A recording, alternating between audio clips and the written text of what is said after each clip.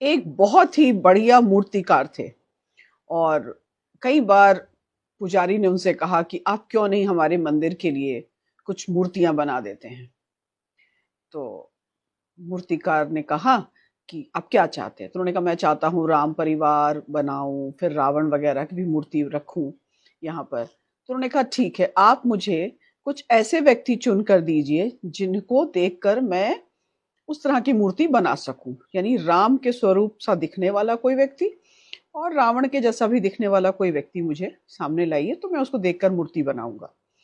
तो पुजारी जी उसको ले जाते हैं गांव में और एक बड़े सीधे साधे युवक को लेकर आते हैं, चुनते हैं। वो कहते हैं ये बहुत सही इससे स्वरूप बनेगा राम जी का, और मूर्तिकार ने बहुत अच्छी मूर्ति बनाई उससे।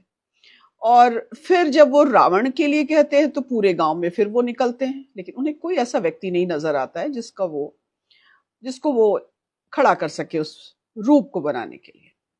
कुछ वर्ष बीत गए और इस बार पुजारी जी ने कहा कि ये तो अभी भी अधूरा ही रह गया है, तो क्यों ना हम चलें जेल की तरफ। वहां कुछ खूंखार कैदी होते हैं जेल में बंद कुछ, तो उनसे शायद कोई हिंसक व्यक्ति जैसा कोई ऐसा मिल जाएगा हमें जिसके चेहरे पर ऐसी क्रूरता होगी जो रावण के चेहरे पर झलकती है। तो वो गए और फिर एक व्यक्ति को उन्होंने वहां पर चुना और उसे लाकर खड़ा किया और उसकी मूर्ति बनानी शुरू की मूर्तिकार ने, और बना लिया। मूर्तियां स्थापित हो गई उस आंगन में, प्रांगण में। तो कुछ दिन बाद वो व्यक्ति जो कि रावण के लिए आया था बनने के लिए, उसने कहा मैं देखना चाहता हूँ ये मूर्तियां कहाँ स्थापित हैं।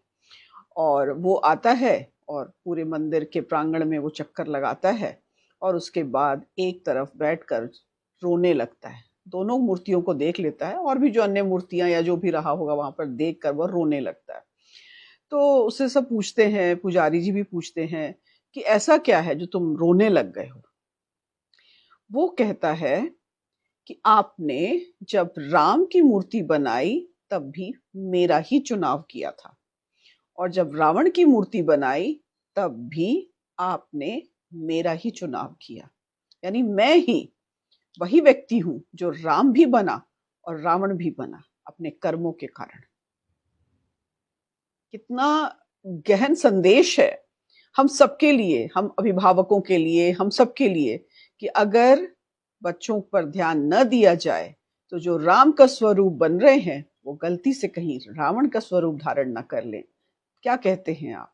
आपके क्या विचार हैं?